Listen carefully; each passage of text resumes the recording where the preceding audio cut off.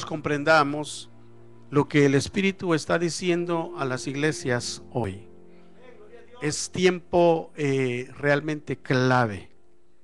El Señor me ponía que sigamos estudiando con respecto a las iglesias. La semana pasada estudiamos con respecto a Tiatira y hoy vamos a ver la iglesia de Éfeso. Así que prepare su Biblia. ¿Cuántos trajeron su Biblia? Prepárela porque vamos a necesitarla para 2 citas de la Escritura. Así que vamos a empezar.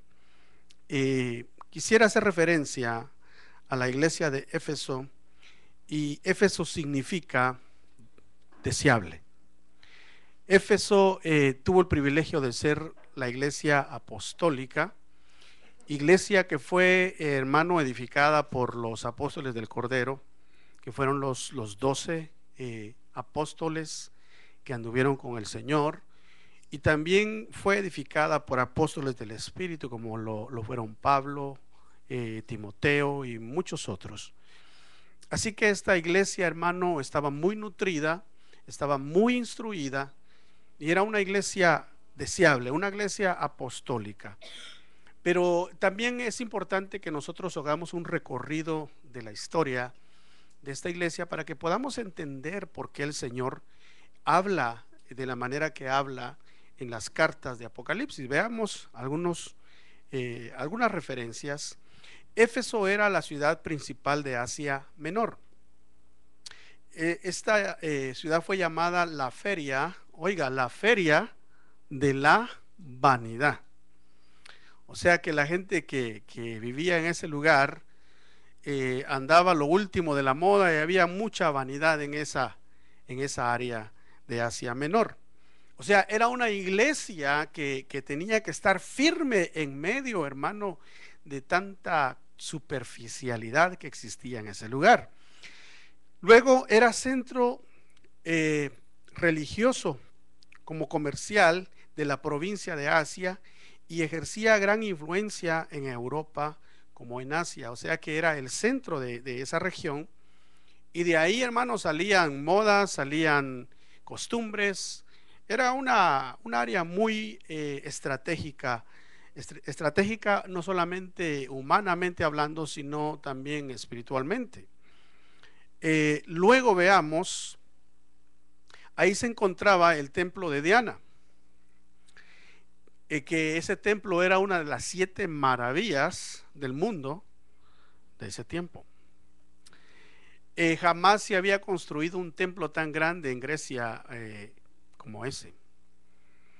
Así que tenía mucha importancia. Yo quisiera que veamos estos aspectos del lugar, porque esta iglesia tenía retos grandes. Imagínense, Diana tiene que ver con la diosa de la fertilidad, o sea, es la diosa de la fertilidad. Diana tiene que ver con Canaán. Cuando los israelitas entraron a poseer la tierra de Canaán, el Señor había echado a todos esos pueblos que adoraban a la reina del cielo. Luego esta reina del cielo pasó a tener muchos otros nombres, como Isis en Egipto, y en esta área, en Éfeso, le llamaban Diana.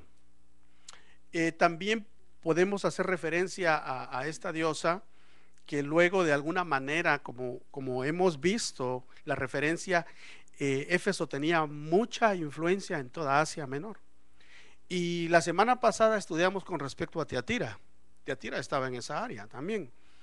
Entonces seguramente esta influencia llegó a Tiatira, y de ahí salió también luego lo que dicen ahora la Virgen, ¿verdad? La Virgen María. O sea que Diana vino tomando muchos nombres: la reina del cielo, Isis en Egipto, Diana en Éfeso, y luego entró a la iglesia a contaminarla como la Virgen. Y así en diferentes cosas fue la iglesia que no escuchó lo que el Espíritu dijo, contaminándose. Veamos otro aspecto. Le traje una ilustración. Este es el templo de Diana. Era majestuoso. Veamos las dimensiones que tenía. Dice que tenía 104 metros o 418 pies de largo, tenía 49 metros o 240 pies de ancho, era grandísimo. Y tenía más de 100 columnas exteriores de 18 metros o 56 pies de altura. O sea que era una verdadera arte ese lugar, ese teatro, ese templo. Y se encontraba en ese lugar y ahí la gente iba a adorar. O sea que había una idolatría tremenda. Veamos, dice que servía también como banco de Asia, y ahí se depositaban vastas cantidades de dinero. Era una auténtica galería de arte exhibiendo las mejores obras de arte. Veamos que también ahí dice que detrás había una cortina de púrpura donde se encontraba la imagen sensual de la diosa de la fertilidad. O sea que tiene que ver todo con lo que es la gran ramera también, porque si vamos a ver a Apocalipsis 17, como lo estudiamos la semana pasada, y Apocalipsis 18, ahí vemos a una mujer vestida de púrpura. ¿Y a dónde se encontraba Diana? Detrás de un telón de color púrpura. O sea que todo tiene una conexión con respecto a la idolatría. Entonces esta iglesia, hermano, tenía retos grandes. Pero acordémonos que Dios a nadie le pone más carga de la que puede llevar. Porque también, así como tenía retos grandes, también era una iglesia que estaba muy bien instruida en la palabra. También era una iglesia que tenía ministerios que Dios había levantado genuinos, que la visitaban, que la ministraban, que la instruían, tenía la unción del Espíritu Santo, tenía la dirección de Dios. Entonces, esta iglesia, hermano, era una iglesia esforzada. Veamos otros aspectos, porque también aquí es donde yo quiero que usted me acompañe y abra su Biblia en el libro de los Hechos, porque vamos a hacer referencia. Hemos hecho referencia histórica, pero también quiero que hagamos referencia bíblica con respecto a esta iglesia. Y vayamos a Hechos, en el capítulo 19.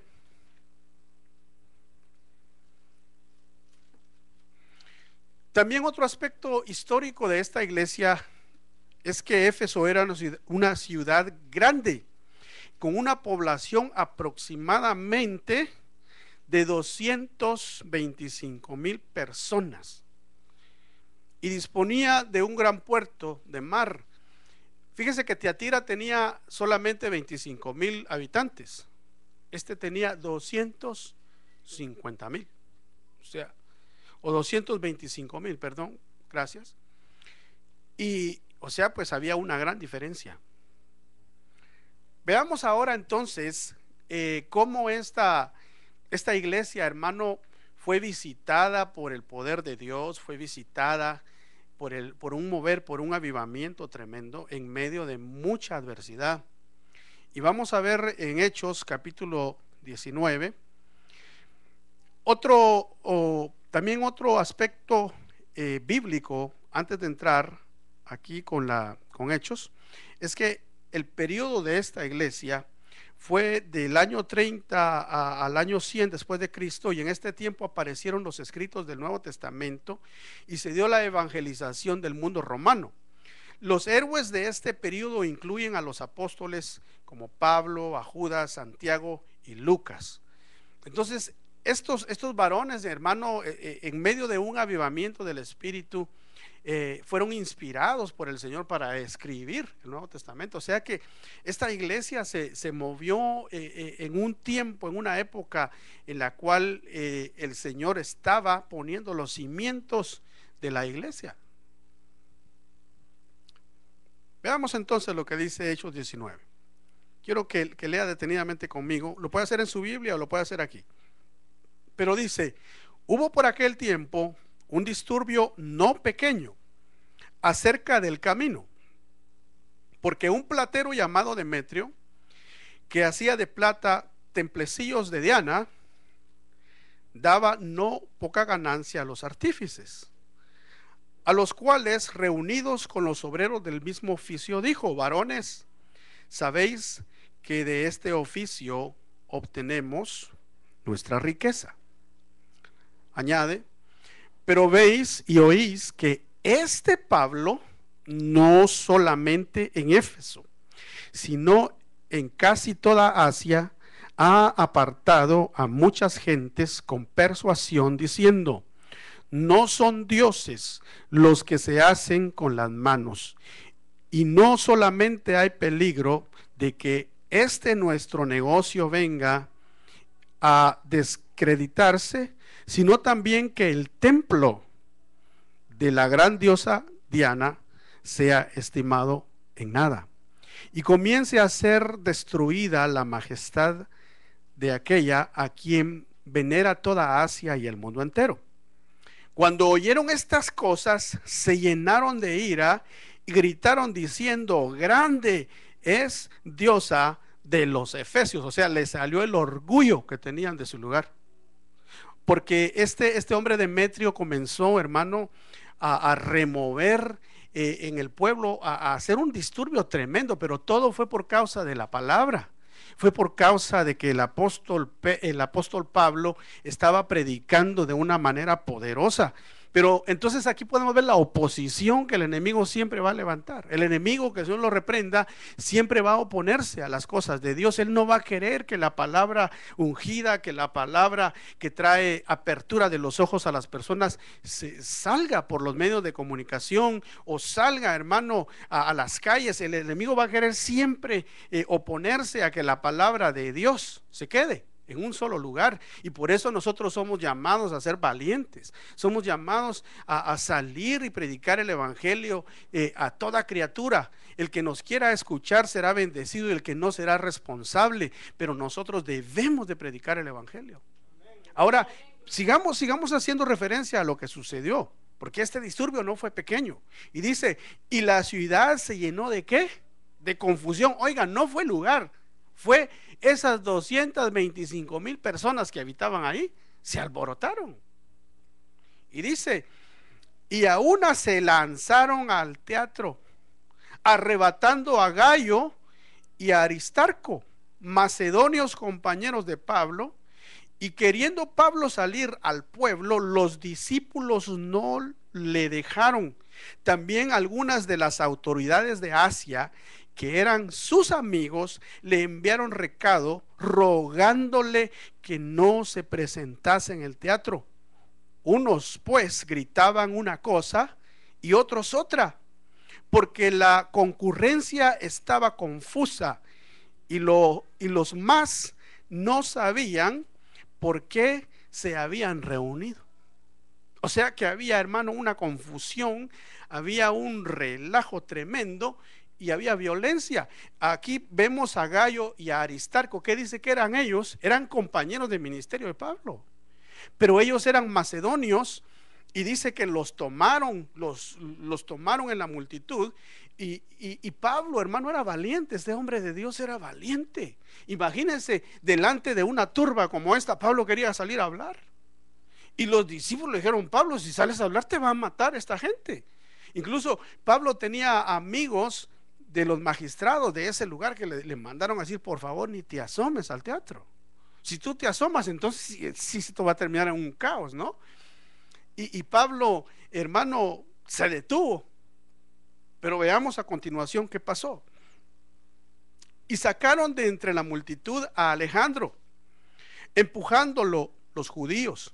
Entonces Alejandro, pedido silencio con la mano, quería hablar en su defensa ante el pueblo, pero cuando le conocieron que era judío, todos a una vez gritaron casi por ¿cuánto? 2 horas. Mire qué euforia había en ese lugar. Grande es Diana de los efesios. Entonces el escribano, cuando había apaciguado a la multitud, dijo: varones efesios, ¿a quién es el hombre que no sabe que la ciudad de los efesios es guardiana del templo de la gran diosa Diana y de la imagen que venía de dónde? De Júpiter. Oiga, puesto que esto no puede contradecirse, es necesario que os apacigüéis y que nada hagáis precipitadamente. Entonces aquí podemos ver nosotros cómo también la cultura griega estaba enraizada ahí. Porque usted sabe que los griegos eran gente que creía en muchos dioses, creía en Zeus, creían en Júpiter, y decían de que la gran diosa Diana, que era la reina de la fertilidad, venía de Júpiter. O sea que había un paganismo terrible en ese lugar. Y luego este escriba, hermano, comenzó a hablarle a la gente y se calmaron. Pero podemos ver nosotros cómo la escritura nos cuenta que esta gente estaba fanatizada en cosas, en doctrinas erradas, doctrinas de demonios, porque los griegos eso era lo que tenían. ¿De dónde recibían tanta revelación de que la Atlántida, de dónde recibían tanto? Eso no se lo inventaron ellos, fueron revelaciones satánicas que recibieron estas gentes. O sea que era una iglesia que tenía retos muy grandes, ¿no? O sea, era una iglesia poderosa en Dios. Estamos viendo estas referencias porque luego el Señor le habla a esa iglesia. Veamos y sigamos la lectura. En el versículo 37 al 39 de Hechos 19 dice: ¿por qué habéis traído a estos hombres sin ser sacrílegos ni blasfemadores de vuestra diosa? Que si Demetrio y los artífices que están con él tienen pleito contra alguno, audiencias se conceden y procónsules hay. Acúsense los unos a los otros, y si demandáis alguna otra cosa, en la legítima asamblea se puede decidir. En otras palabras, para eso existen los juzgados, para eso existen los jueces, los tenemos. Vengan y presenten aquí sus acusaciones. O sea, fue una experiencia para Éfeso, para la ciudad entera, terrible. Ahora imagínense cómo fue afectada esa iglesia. Si se hablaba que Pablo andaba haciendo estragos con las creencias de la gente, se hablaba de que Pablo decía de que dioses no son los que se hacen con las manos, y a eso se dedicaban.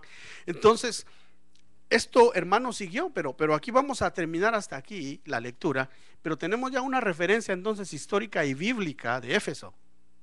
Amén. Entonces, teniendo esta referencia, ahora quiero que hagamos referencia a quién hizo la carta. Claro, la carta la hizo el apóstol Juan, pero ¿de quién vino? Si usted va a Apocalipsis 1, ahí dice que la revelación venía del Padre, que le dio a Jesucristo, y de Jesucristo, que le dio a su ángel, y que el ángel se la dio a Juan, y que Juan se la envió a quienes, a los 7 ángeles de cada iglesia. Pero quiero que veamos lo que Juan describe en el capítulo 1. Y vamos a Apocalipsis 1 y vamos a leer lo que Juan nos cuenta. Dice Juan: yo estaba en el Espíritu en el día del Señor, y oí detrás de mí una gran voz como de trompeta que decía: yo soy el Alfa y el Omega, el primero y el último. Escribe en un libro lo que ves y envíalo a las 7 iglesias que están en Asia. Empieza con Éfeso, Esmirna, Pérgamo, Tiatira, Sardis, Filadelfia y la Odisea. Ahora, Juan estaba en el Espíritu en ese momento, ¿verdad? Pero estaba bajo una prueba de fuego, hermano. Juan estaba bajo una prueba de fuego, él no estaba de vacaciones. Él estaba cautivo en la isla de Patmos. Ahí lo habían ido a dejar.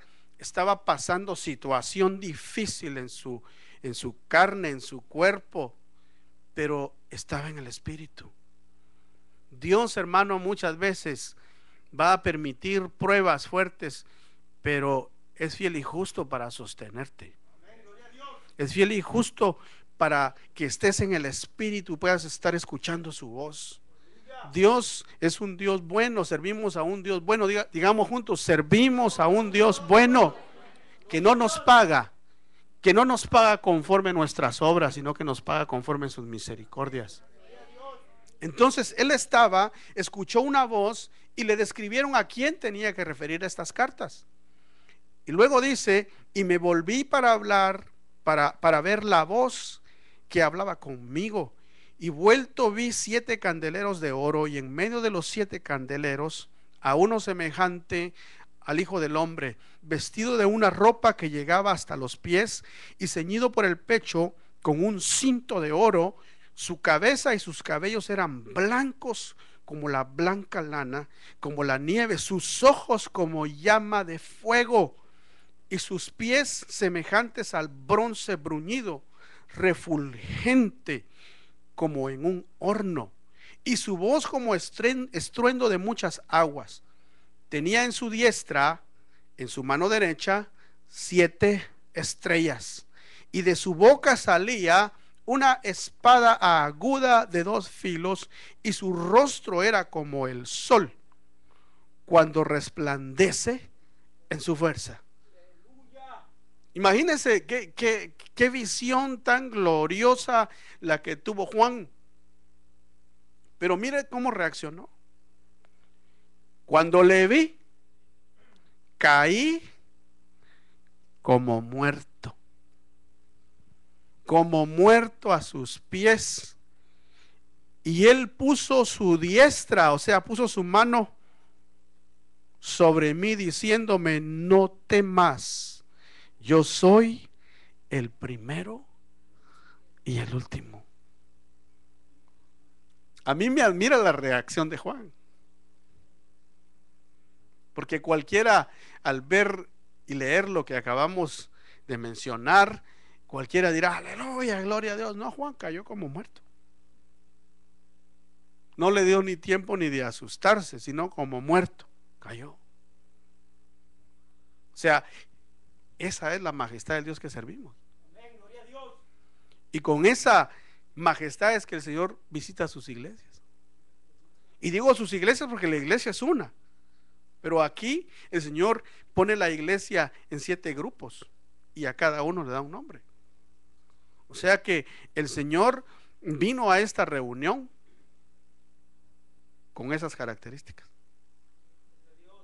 Él está aquí. ¿Cuántos lo creemos? Denle un aplauso al Señor si usted cree que el Señor está aquí con todo su corazón. Es glorioso saber que Dios está aquí, hermano, ¿sabe? Porque en la presencia de Dios es a donde nosotros podemos estar completamente seguros. Es que qué rico llegar a una reunión donde está Dios. Porque mire, pueden haber reuniones en lugares quizá majestuosos como era el templo de Diana, ¿eh? Lo acabamos de ver. El templo de Diana era una maravilla del mundo, a donde puedan llegar personajes importantísimos y quizá tener una buena gala, quizá tener un buen, como dicen aquí, un good time, ¿verdad? Teniendo ahí una buena reunión, pero hasta ahí llegó. Pero cuando el Señor está presente, estudiábamos el día viernes que Él esconde al justo. ¿A dónde lo esconde? En su presencia, dice. En su presencia lo esconde, en el tabernáculo de su comunión, y ahí no lo toca ninguna conspiración de hombres, ni ninguna lengua, hermano, lengua asesina, porque hay lenguas asesinas. Pero cuando el Señor está en medio de nosotros, podemos, hermano, disfrutar de su presencia. En este lugar la presencia de Dios está, yo la puedo sentir. Y sabe que yo le digo, hermano, que nosotros debemos de pedirle a Dios con todo nuestro corazón, es que su presencia esté con nosotros. De que lo está, pero debemos de pedírselo, que se manifieste en nuestra casa. Ahí usted en su casita, quizás haciendo sus deberes, bajo la presencia de Dios. Ahí usted en su casa, en sus quehaceres, lavando los platos, trapeando, barriendo, pero ahí la presencia de Dios cubriéndolo. Quizás haciendo algún trabajo, pero el Señor ahí, O quizás sentado en su sala usted solito, leyendo la palabra, o solamente en silencio para escuchar su voz bajo su presencia. Que eso es lo que vale en realidad. En este lugar, hermano, la presencia de Dios está, pero debemos de invitarlo al Señor que vaya con nosotros. Vamos a la calle, vamos a salir, ahí va el Señor, bajo la presencia de Dios. Vamos al trabajo, bajo la presencia de Dios. Y en todo lugar el Señor te va a esconder. Eso es lo que el Señor quiere de nosotros. Él quiere tener los matrimonios bajo la presencia de Él. Mire. Por eso vamos a tener este sábado 10, ¿verdad? 10 de noviembre tenemos nuestra reunión de matrimonios. ¿Bajo dónde? La presencia. Los jóvenes bajo la presencia. Los niños bajo la presencia. Mire qué lindo estaban cantando, hasta aquí se oye hace un ratito. Y el Señor dijo: dejad que ellos vengan a mí, ¿verdad? Así que cuando usted los oiga cantar y se oiga hasta aquí, no piense que eso lo interrumpe. No, bendigamos al Señor, porque ellos le cantan al Señor. Y usted concéntrese en lo que yo le estoy diciendo y déjelos a ellos cantar. Amén.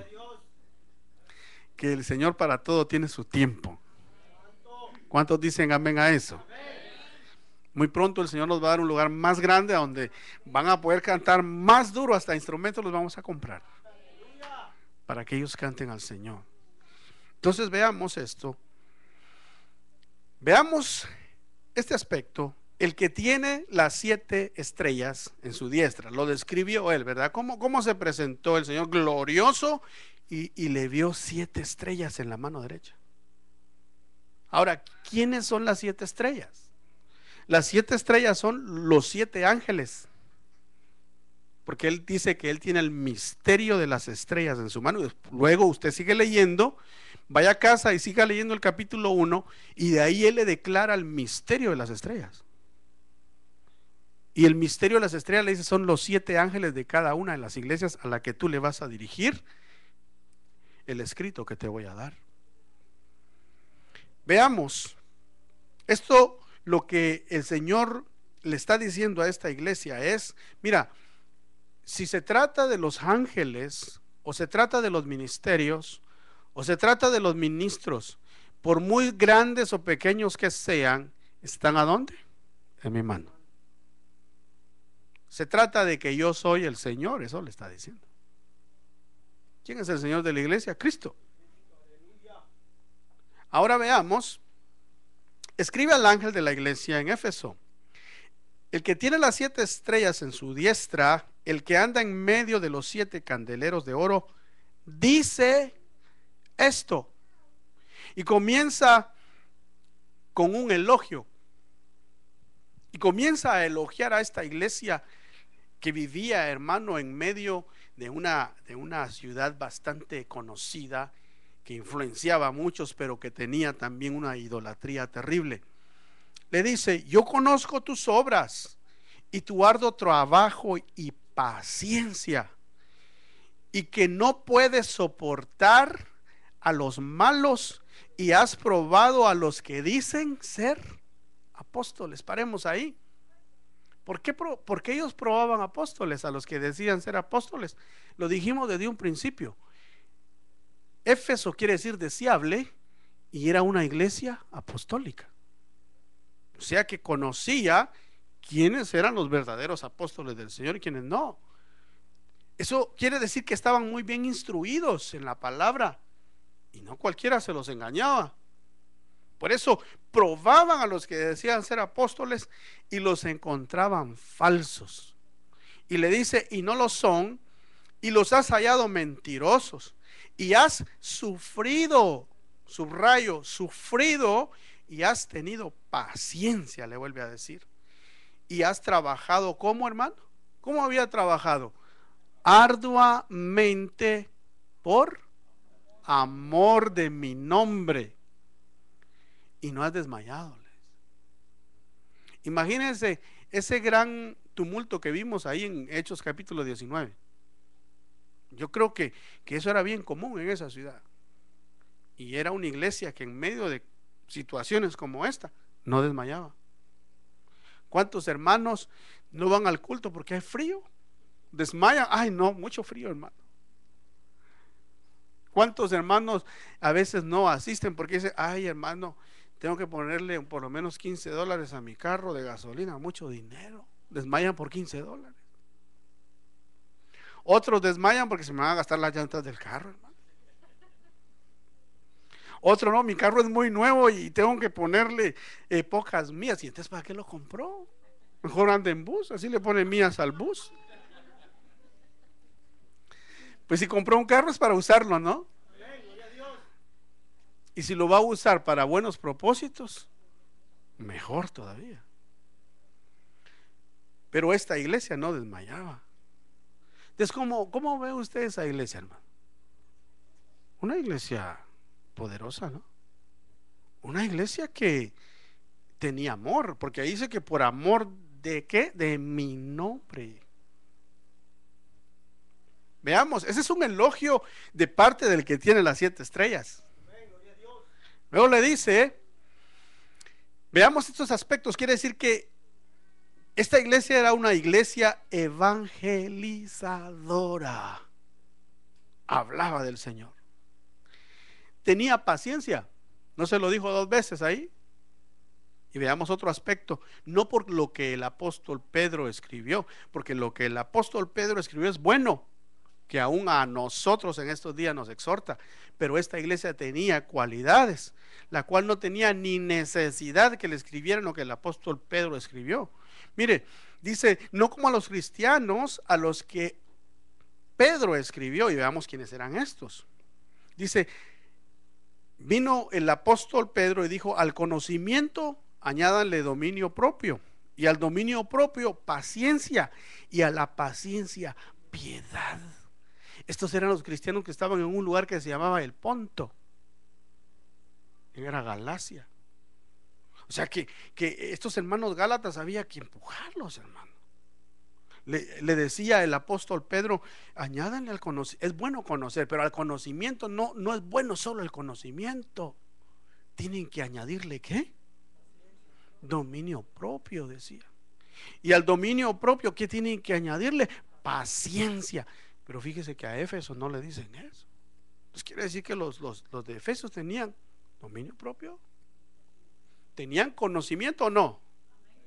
No examinaban apóstoles y decían, no, este no es apóstol. O sea, tenían conocimiento, tenían dominio propio y tenían paciencia.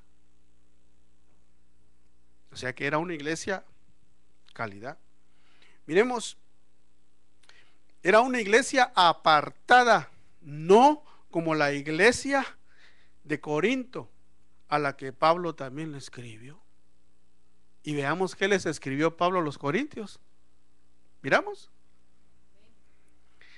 De cierto, se oye que hay entre vosotros fornicación, y tal fornicación cual ni aún se nombra entre los gentiles, tanto que alguno tiene la mujer de su padre, y vosotros estáis envanecidos.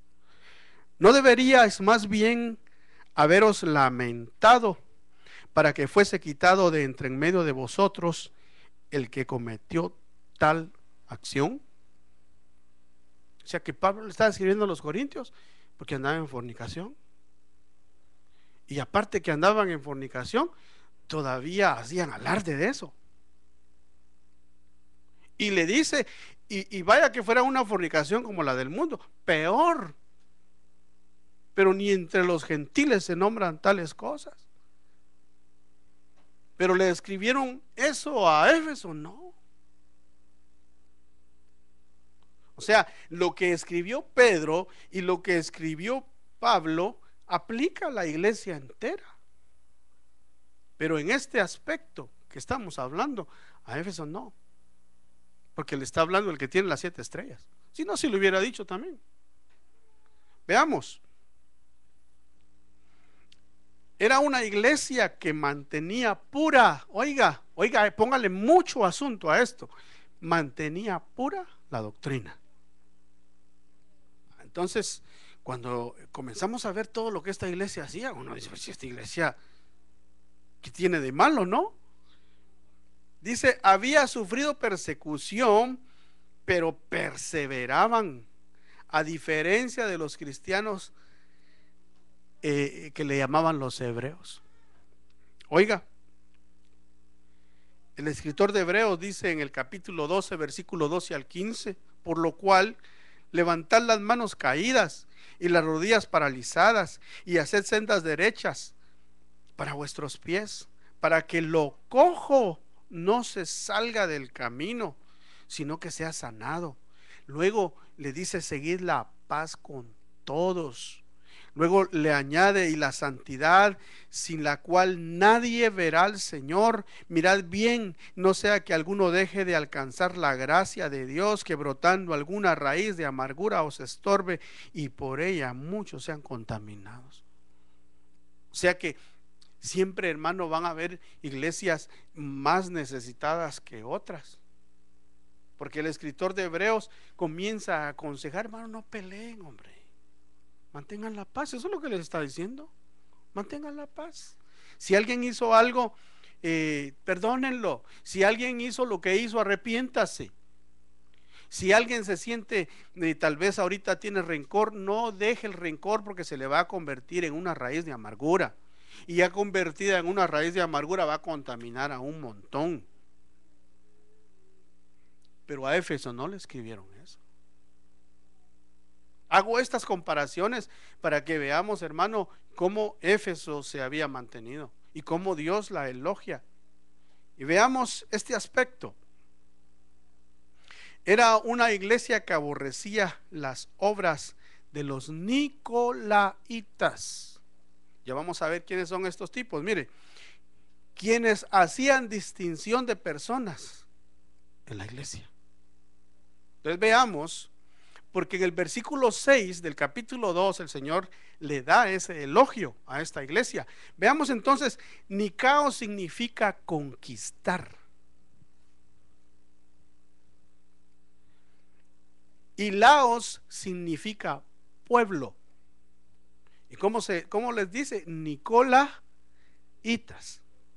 Entonces eran conquistadores del pueblo.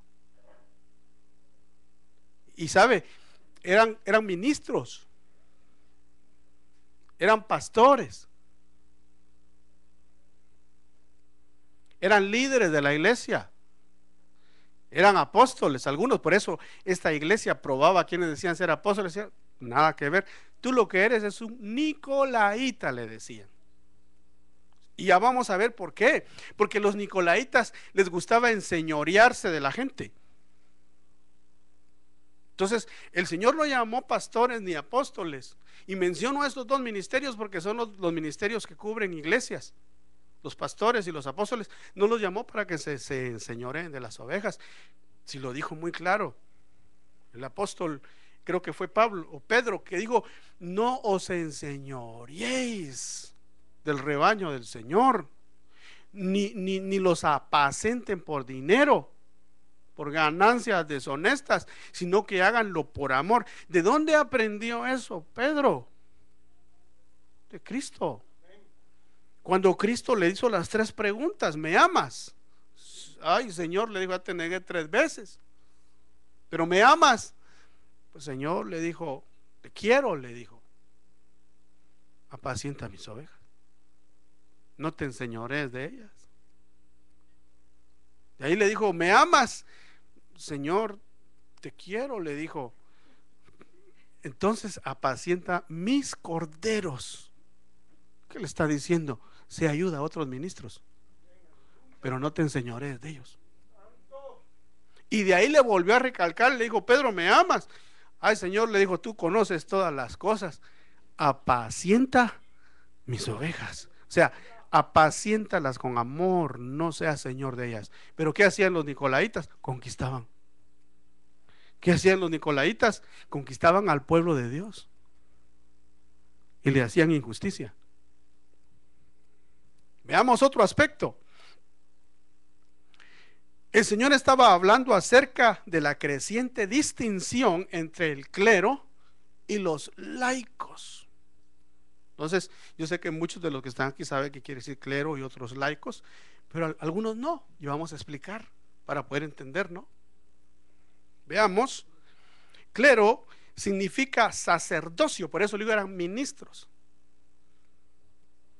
de la iglesia, eran ministros estudiados, eran ministros reconocidos ante una institución religiosa. Eso no tiene nada de malo. Lo malo es que utilicen el título para hacerse señores. Amén. Eso es lo malo. Entonces, el clero, el sacerdocio estaba en la iglesia aquí, mire, y decían los laicos, era el pueblo, por eso eran señores del pueblo, señores de los laicos. Oigamos esto, o miremos esto. Laico, ¿sabe qué quiere decir la palabra laico? Es alguien que es secular, alguien que es terrenal, mundano, profano, alguien que no tiene órdenes de cleros. Entonces ellos veían a los demás, si este es un profano, si este es un mundano, si este es un plebeyo, pues así veían a los hermanos. Ellos se sentían los señores aquí y al pueblo lo tenían como cualquier cosa. ¿Y sabe qué le dice el Señor a esta iglesia de Éfeso, hermano? Le dice lo siguiente: pero tienes esto, Éfeso, le dice, que aborreces las obras de los nicolaítas, las cuales, ¿qué dice? Las cuales también yo aborrezco. O sea que Dios aborrece a los que se hacen señores del pueblo. Dios aborrece a los que hacen clases sociales dentro de la iglesia. No lo digo yo, lo dice el Señor, capítulo 2 de Apocalipsis, versículo 6, y le da un halago a la iglesia de Éfeso porque le dice: bravo iglesia, tú los aborreces como yo también. O sea que hasta ahí vamos bien, ¿no? Con la iglesia de Éfeso. Todo va bien. Por eso la está halagando. Porque, hermano, nosotros somos comprados por la sangre de Cristo. Somos llamados a libertad, no a libertinaje. Porque hay muchos, hermano, a libertad y ya van a hacer lo que les da la gana. No. A libertad, ¿sabe qué quiere decir, mi hermano?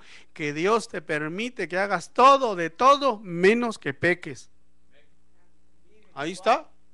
Que hagas, porque Pablo dijo aún: a mí muchas cosas yo puedo hacer de todo, dijo el apóstol Pablo, pero no todo me conviene. Entonces, ¿qué quiere decir eso? Que podemos tener libertad en Cristo, pero solo cuidémonos de no pecar. Veamos esto.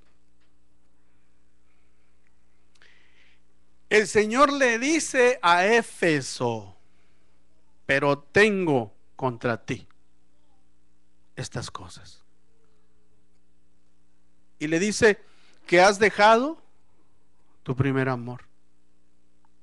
Luego le añade: pero tengo contra ti, dice el versículo 4, que has dejado tu primer amor. Entonces, quiere decir que podemos nosotros, hermano, servir al Señor y habernos olvidado de Él. Sí. Porque no todo lo que hacía Éfeso, lo que acabamos de mencionar, ¿para quién lo hacía? ¿Cómo le dice? Yo conozco tu trabajo arduo y que lo haces por amor ¿a quién? A mi nombre. Pero aquí le dice: pero tengo contra ti que has dejado tu primer amor.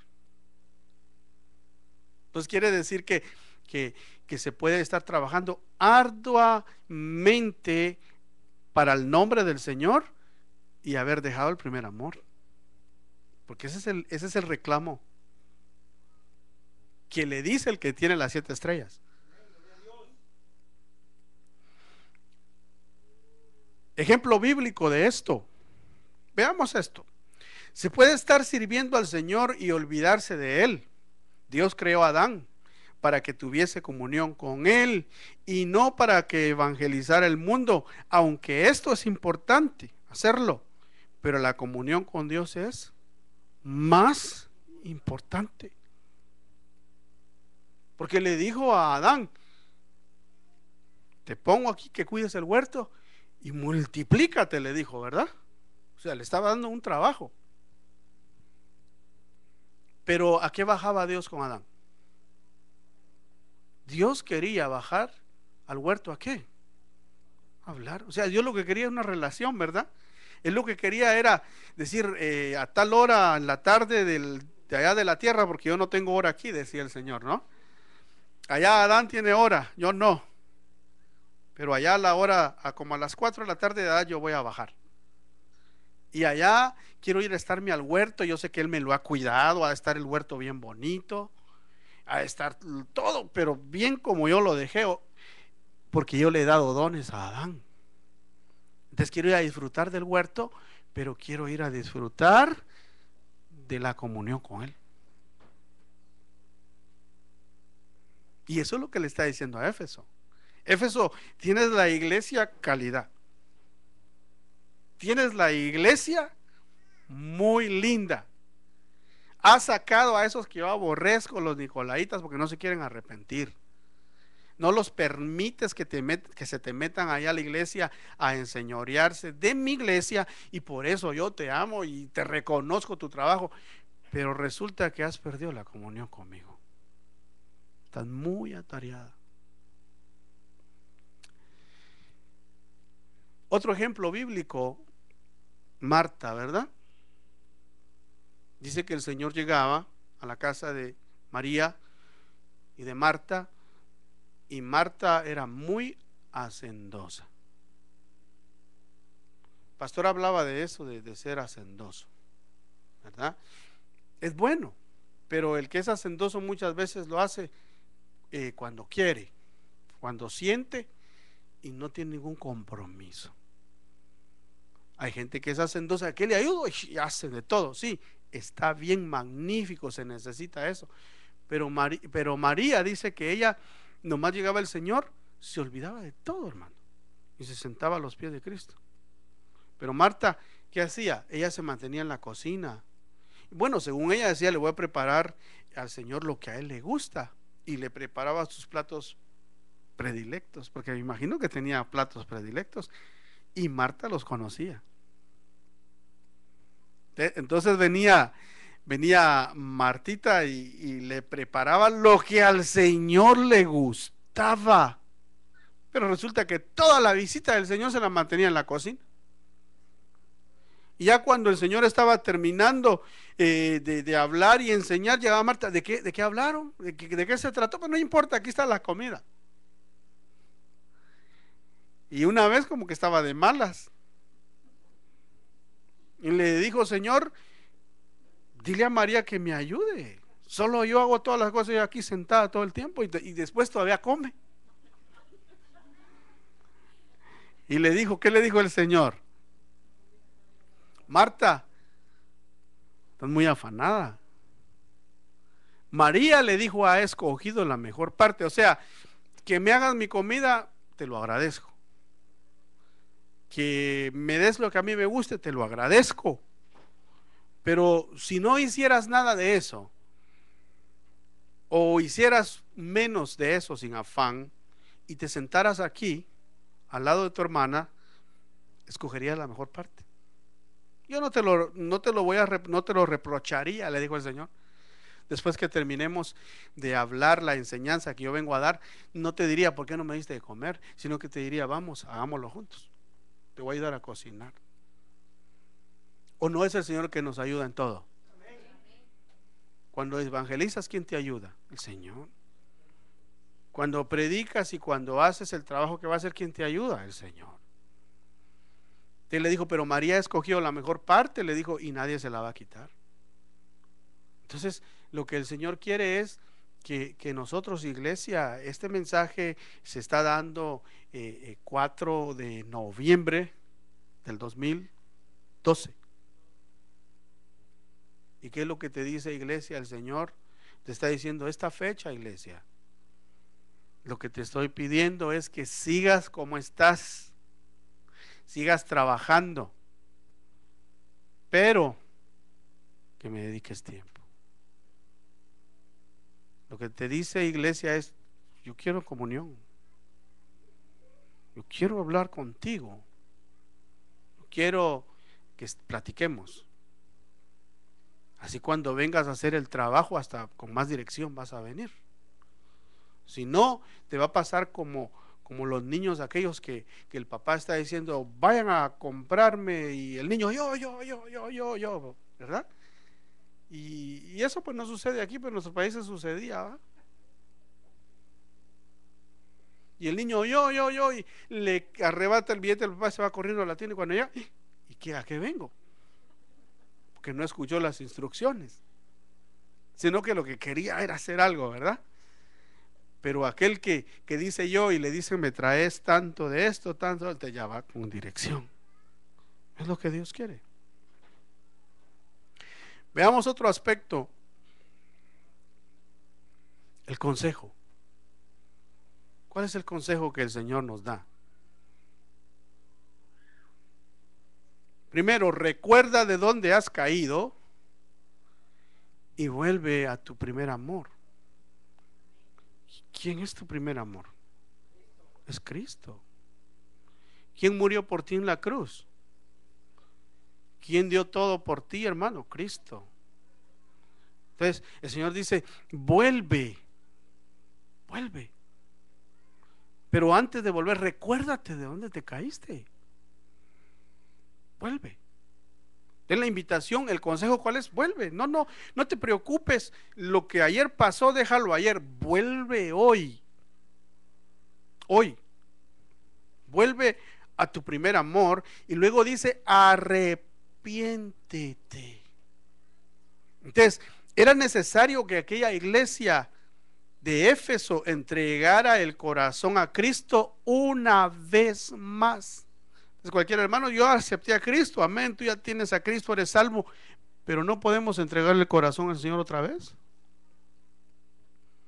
¿Sí? ¿O no? Y como esto se trata de una relación y una comunión, hay diferentes clases de relaciones, ¿verdad? La relación de los padres con los hijos, la comunión de la familia, la comunión de los hermanos. Pero ¿qué es la comunión de los esposos? Antes andaban agarrados de la mano, ahora ya no. Ahora o ella se va adelante o él se va adelante, ¿verdad? Cualquiera de los dos.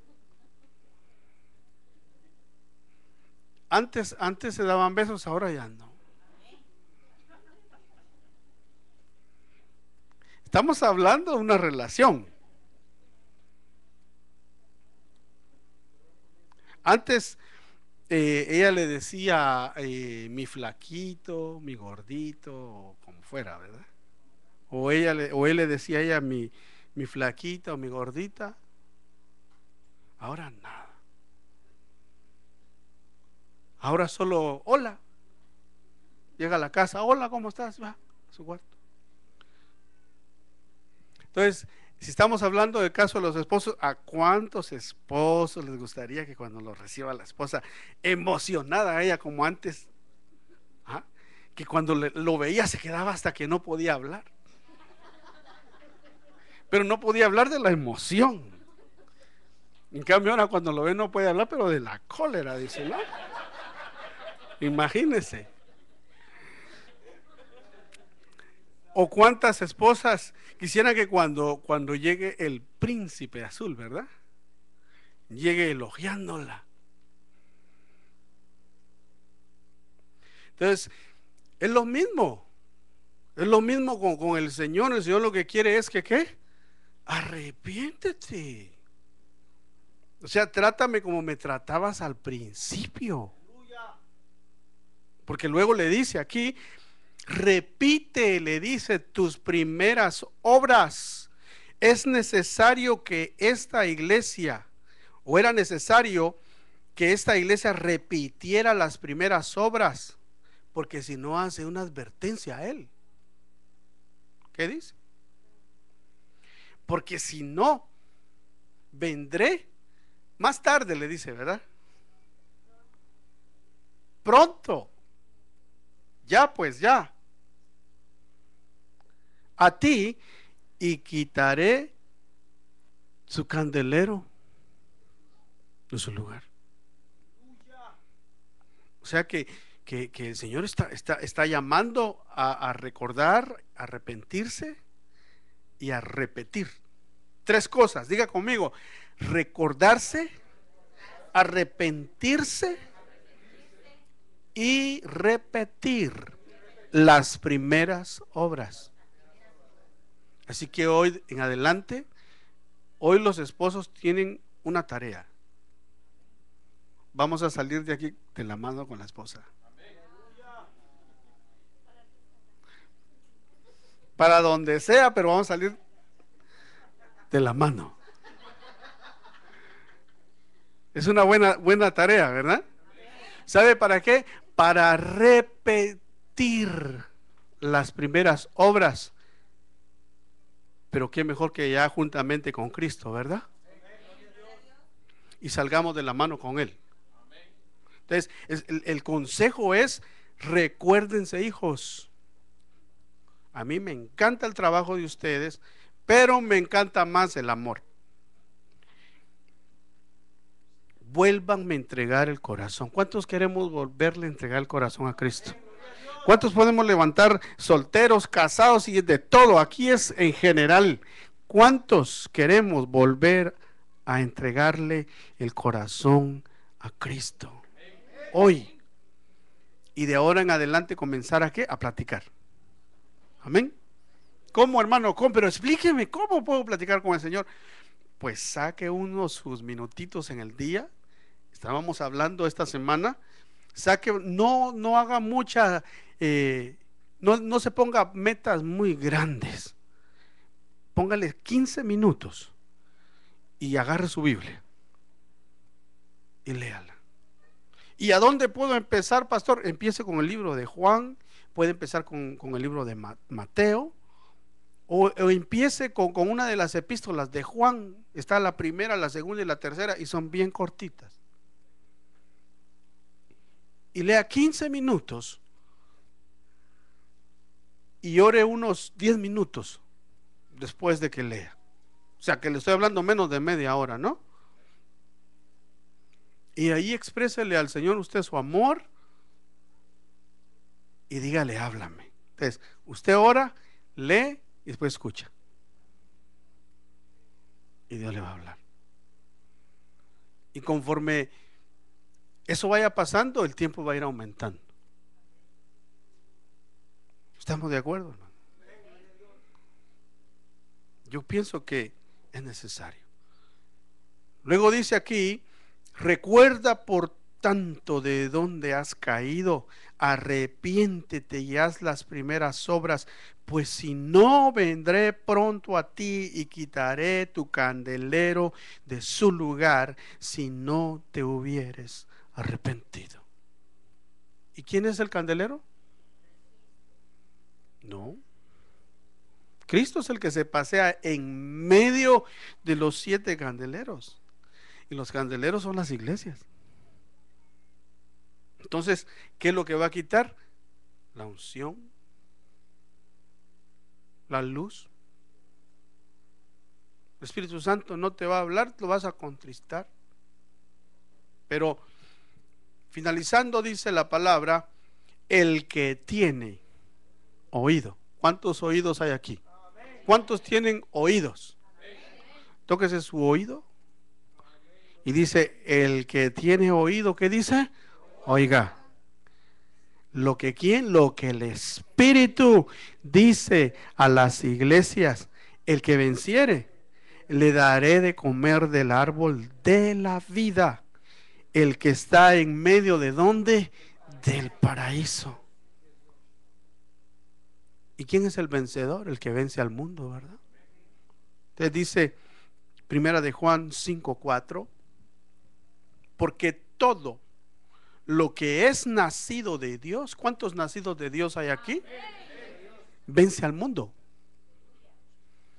Y esta es la victoria que ha vencido al mundo. ¿Cuál es? Tu fe. Nuestra fe. Nuestra fe. ¿Quién es el que vence al mundo sino el que cree que Jesús es el Hijo de Dios? Dale un aplauso al Señor. Porque la Biblia dice: besad al Hijo. ¿Para qué? Para que el Padre no se moleste. Entonces, besar al Hijo es amar a Cristo. Pongámonos de pie, vamos a orar. Y le vamos a pedir al Señor en esta hora que Él venga y que no nos deje irnos de este lugar sin que hagamos esas tres cosas que Él nos pide. Recuerda, arrepiéntete y vuelve a tus primeras obras. Cierra tus ojos, no te distraigas. Y quiero que levantes tu mano derecha y le digamos: Señor, queremos acercarnos a ti. Señor, queremos gozar de la comunión contigo.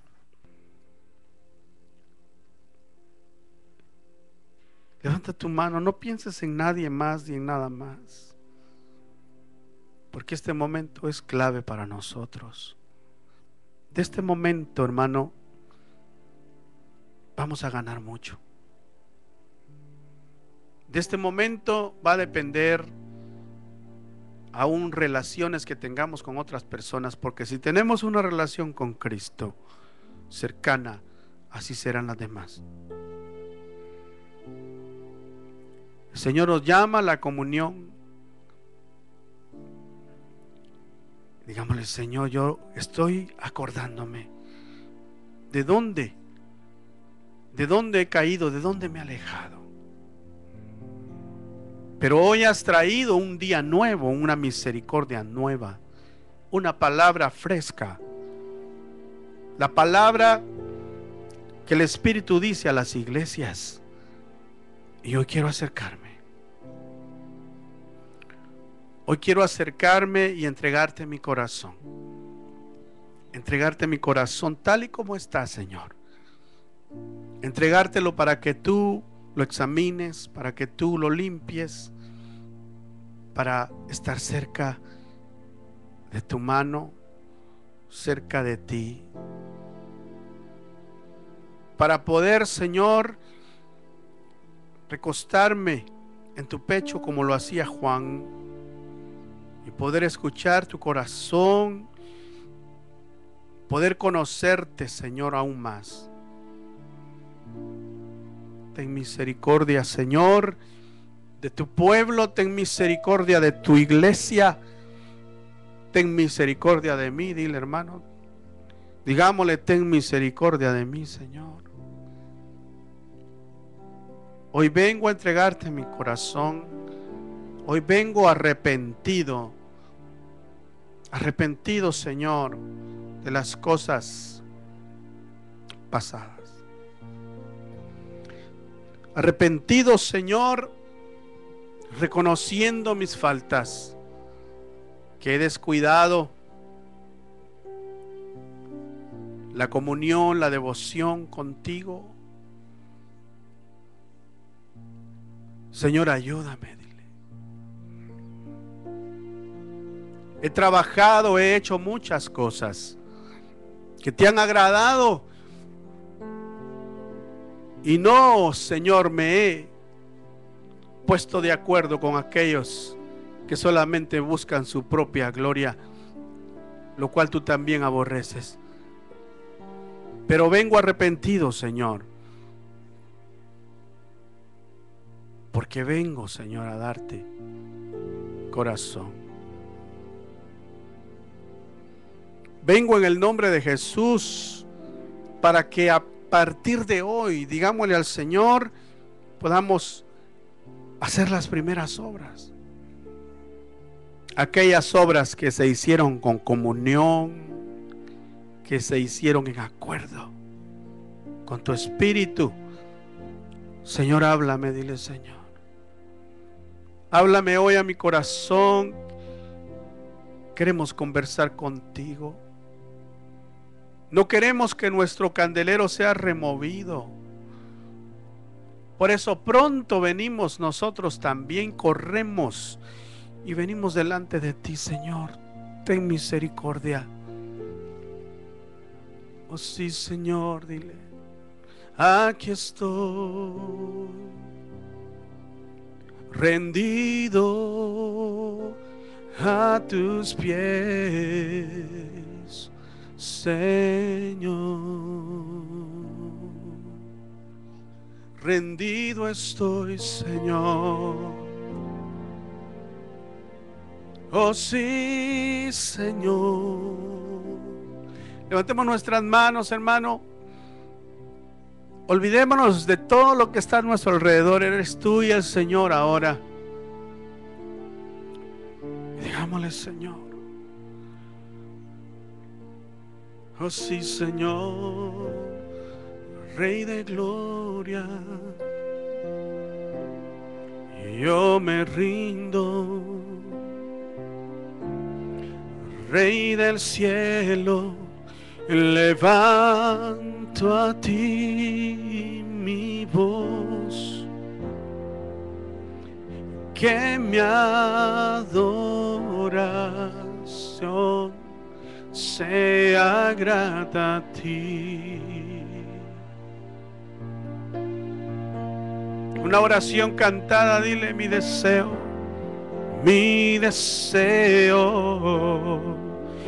es adorarte.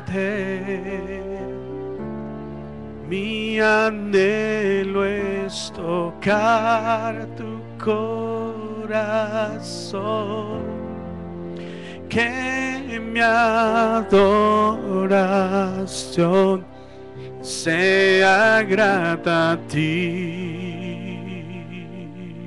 No hay nadie como tú, no hay nadie como tú, Señor. Reconocemos, no hay nadie como tú. No hay nadie como tú, Señor. ¿Le puedes decir una vez más? No hay nadie como tú. No hay nadie como tú. No hay nadie como tú. No hay nadie como tú, Señor.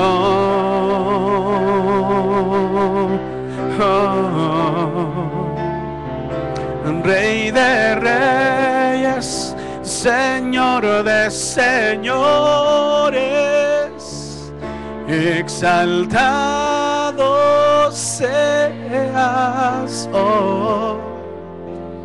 Mientras me acerco a tu trono, glorifícate.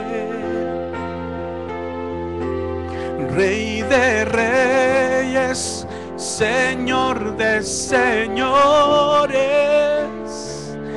exaltado seas hoy. Mientras me acerco a tu trono, glorifícate, glorifícate hoy, Señor. Glorifícate hoy en mi vida. Glorifícate hoy aquí en mi corazón, en mi comunión contigo, Señor, en mi comunión contigo. Glorifícate en el nombre de Jesús. Así como estás, es una oportunidad grande la que Dios nos está dando, porque vamos a tener nuestra Santa Cena.